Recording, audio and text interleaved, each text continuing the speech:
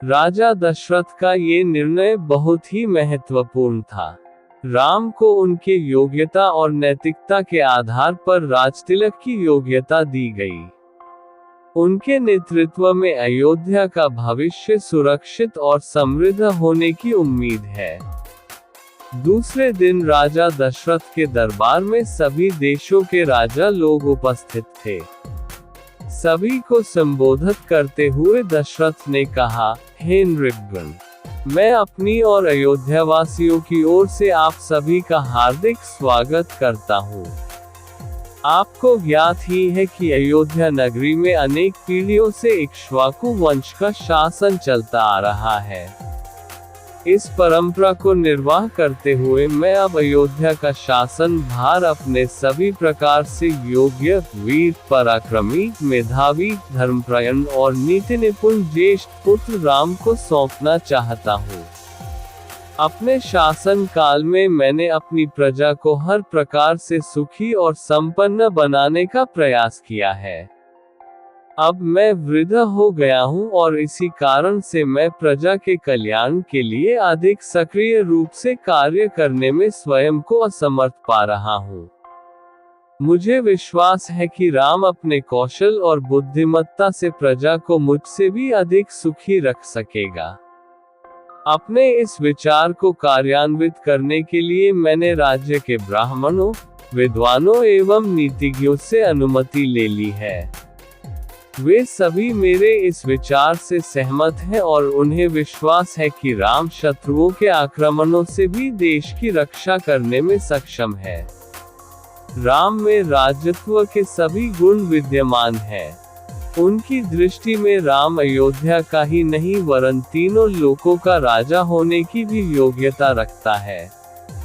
इस राज्य के लिए आप लोगों की सम्मति भी अत्यंत महत्वपूर्ण है। अतः आप लोग इस विषय में अपनी सम्मति प्रदान करें। महाराज दशरथ के इस प्रकार कहने पर वहां पर उपस्थित सभी राजाओं ने प्रसन्नतापूर्वक राम के राजतिलक के लिए अपनी सम्मति दे दी। राजा दशरथ ने कहा, आप लोगों की सम्मति पाकर मैं अत्यंत प्रसन्न हूँ, क्योंकि चैत्र मास जो सब मासों में श्रेष्ठ मधुमास कहलाता है चल रहा है।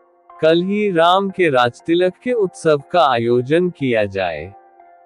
मैं मुनिश्रेष्ठ वशिष्ठ जी से प्रार्थना करता हूँ कि वे राम के राजतिलक की तैयारी का प्रबंध करें। राजा दशरथ की प्रार्थना को स्वीकार करके राजगुरु वशिष्ठ जी ने संबंधित अधिकारियों को आज्ञा दी कि वे यथाशीघ्र स्वर्ण, रजत, उज्ज्वल माणिक्य, सुगंधित औषधियों, श्वेत सुगंधियुक्त मालाओं, लाजा, घृत, मधु, उत्तम वस्त्रादि एकत्रित करने का प्रबंध करे। चतुरंगिनी सेना को सुसज्जित रहने का आदेश दे। स्वर्ण हौदों से सजे हुए हाथियों, श्वेत चंवरों, सूर्य का प्रतीक अंकित ध्वजाओं और परंपरा से चले आने वाले श्वेत निर्मल छत्र, स्वर्ण निर्मित 100 घोड़े, स्वर्ण मंडित सींगों वाले 60 सिंह की अक्षुवण त्वचा आदि का शीघ्र प्रबंध करे। सुसज्जित वेदी का निर्माण करे। इस प्रकार अन्य और जितने भी आवश्यक निर्देश थे, उन्होंने संबंधित अधिकारियों को दे दिए। इसके पश्चात राजा दशरथ ने प्रधानमंत्री सुमंत से राम को शीघ्र लिवा लाने के लिए कहा। महाराज की आज्ञा के अनुसार सुमंत रामचंद्र जी को रथ में अपने साथ बिठाकर लिवा लाए। अत्यंत श्रद्धा के साथ राम ने पिता को प्रणाम किया और उपस्थित जनों का यथोचित अभिवादन किया।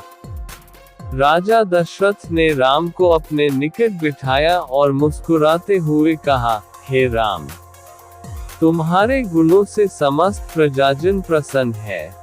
इसलिए मैंने निश्चय किया है कि मैं कल तुम्हारा राजतिलक धर दूंगा। इस विषय में मैंने ब्राह्मणों, मंत्रियों, विद्वानों एवं समस्त राजा महाराजाओं की भी सम्मति प्राप्त कर लिया है। इस अवसर पर मैं तुम्हें अपने अनुभव से प्राप्त कुछ सीख देना चाहता हूँ।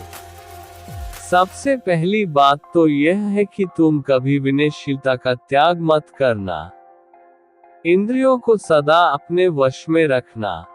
अपने मंत्रियों के हृदय में उठने वाले विचारों को प्रत्यक्ष रूप से जानने और समझने का प्रयास करना। प्रजा को सदैव संतुष्ट और सुखी रखने का प्रयास करना। यदि मेरी कही इन बातों का तुम अनुसरण करोगे तो तुम सब प्रकार की विपत्तियों से सुरक्षित रहोगे और लोकप्रियता अर्जित करते हुए निष्कंटक राजकाज चला सकोगे। ये सिद्धांत की बात है कि जो राजा अपनी प्रजा को प्रसन्न और सुखी रखने के लिए सदैव प्रयत्नशील रहता है, उसका संसार में कोई शत्रु नहीं होता। यदि कोई व्यक्ति स्वार्थवश उसका अनिष्ट करना भी चाहे तो भी वह अपने उद्देश्य में सफलता नहीं प्राप्त कर सकता, क्योंकि ऐसे राजा को अपनी प्रजा एवं मित्रों का हार्दिक समर्थन प्राप्त होता है।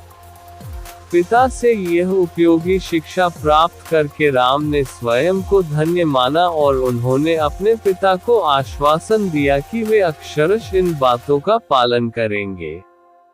दास दासियों ने राजा के मुख से राम का राज तिलक करने की बात सुनी तो वे प्रसन्नता से उछलते हुए महारानी कौशल्या के पास जाकर उन्हें ये शुभ संवाद सुनाया, जिसे सुनकर उनका रोम रोम पुलकित हो गया।